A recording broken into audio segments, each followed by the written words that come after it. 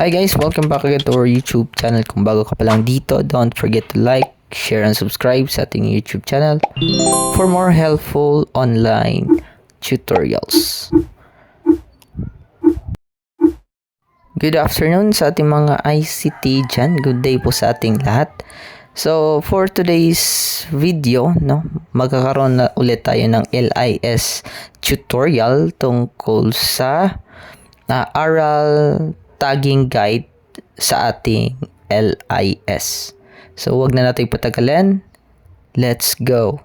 Okay, first we need to sign in sa ating LIS account. So, ilagay ang password at email, then click nyo yung Learner Information System or LIS. So, dyan, then click nyo yung list of classes. Okay, so loading pa po. Click lang natin yung list of classes. Then, makikita nyo yung different section agad dyan. So, ayan. So, click nyo yung section niya, scala for ano yung section. Click nyo lang yan. Then, select tagging. Click nyo yung select tagging din. Select aral. So, after dyan, click nyo ulit yung tag aral. Click nyo yung not tag aral. So, as you can see, nakita na natin yung mga list of students natin. For example, pinili ko si Irish Hurulan. Click nyo ko lang yung pen na nasa gilid. Then, ma-proceed na tayo dito. Then, since hindi siya kasali sa aral program, click lang natin yung no. Then, pumunta lang kayo agad sa box. Huwag nyo nang answeran yung nasa ibabaw kasi huwag nyo nang sagutan yun kasi if yes lang yan. So, click nyo yung box sa gilid para ma-answer, para makapagbigay tayo ng answer sa every assessment, sa BOSI, MUSI, and end of school year. Then, what if naman kung ayan, so another example, no agad. Ulit, wala to. Hindi to kasali sa aral program. So, no lang ang ating ilagay. Kahit hindi siya hindi siya kasali sa aral program, itatag pa rin natin ito. Click lang natin yung no. So, ayan po. Then, click lang natin yung next. Same process lang ulit. Submit. Ayan. Okay, we have princess naman. Okay. So, dito, click lang natin yung no ulit. Then, check natin yung box sa gilid. Ayan. So, may mga box dyan.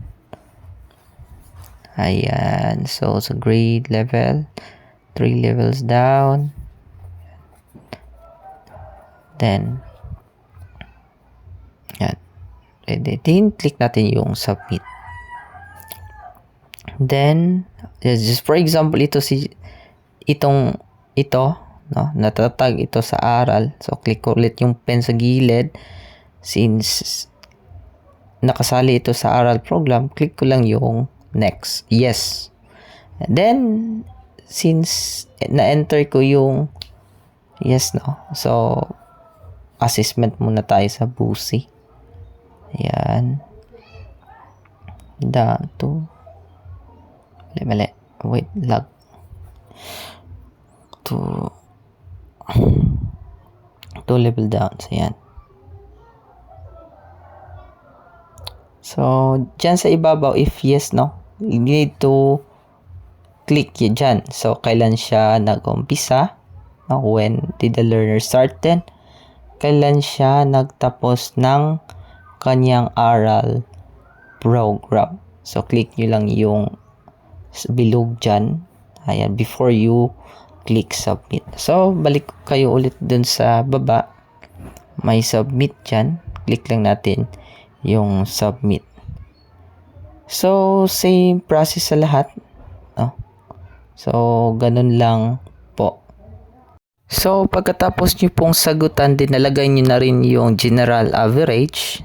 So, all you have to do is click nyo lang yung finalize. Na huwag kalimutang i-click ulit yung finalize. Pag nalagay na yung aral natin, aral program, then yung ating general average. Click natin yung finalize. Wait lang natin mag-load kasi loading pa po siya. So, ayan. Then, click na natin yung finalize ulit. So, once you confirm, the data becomes final and can no longer be edited for this school year.